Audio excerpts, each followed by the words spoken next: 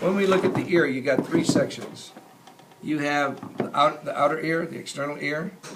You have the middle ear, and you have the internal ear. When we look at the external ear, it goes from the tympanic membrane all the way out to here. This is called the auricle, or the pinna.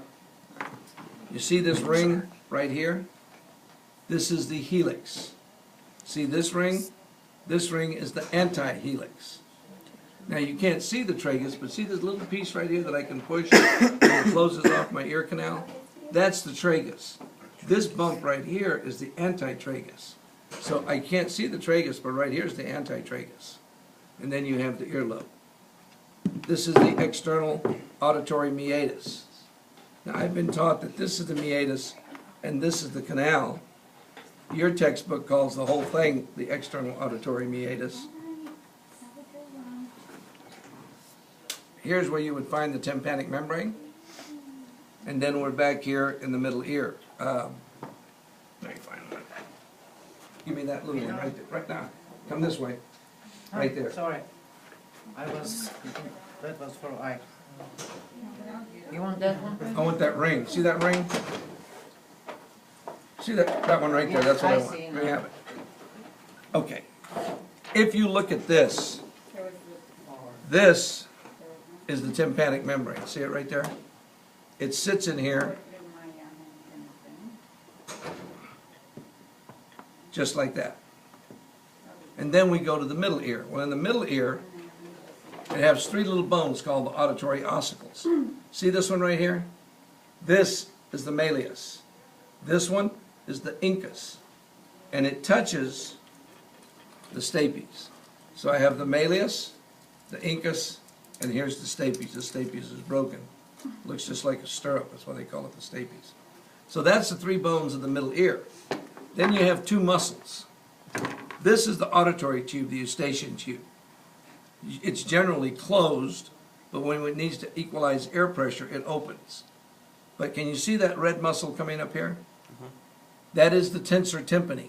It comes up and it attaches to the malleus, so that when the tympanic membrane vibrates too much, the malleus comes down and touches it and doesn't let it vibrate as much.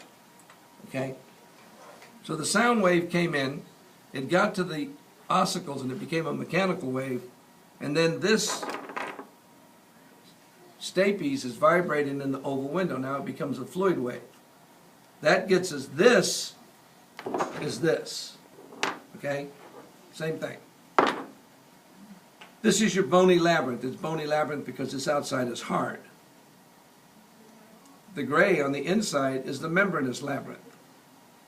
Well, when we look, we call this space within the bony labyrinth the semicircular canals, and we call the space inside of the membranous the semicircular ducts.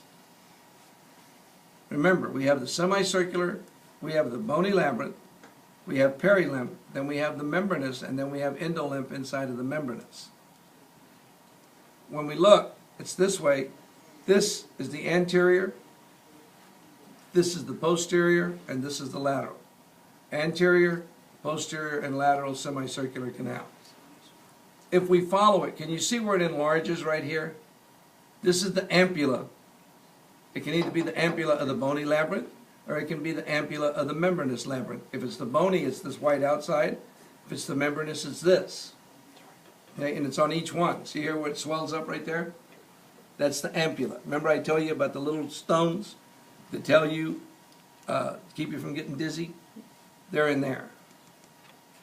Okay, now, talked about the utricle and the saccule. This is the utricle. This is the saccule. Utricle, saccule, US. Utricle, saccule. It gives us linear acceleration and gravity. This is the semicircular canals. This right here is the vestibule. And this is the cochlea.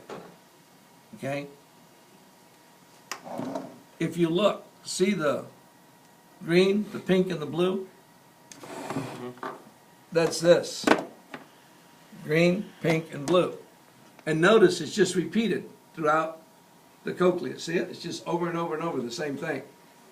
So instead of working with a little bitty one, we'll work at the big one. I do this. I go M, T, V. Scala media, scala tympani, scala vestibuli, MTV. And then once you do that, scala media, scala tympani, scala vestibuli, it is endolymph, perilymph, perilymph. This perilymph came from the perilymph that's inside the semicircular canals. This endolymph came from that endolymph that's inside of the membranous labyrinth. Now, this is the scala vestibuli. That makes this the vestibular membrane. The vestibular membrane separates the scala vestibuli from the scala media. See that little gray line going through there? That's the basilar membrane. It separates the scala media from the scala tympani. See this little roof right here? It's called the tectorial membrane. The tectorial membrane sits and covers the organ of Corti, this pink structure. See those little hairs in the organ of Corti? Those are the ones that are going to pick up that fluid movement and convert it to an electrical movement, and that's our sense of sound. And that's your cochlea.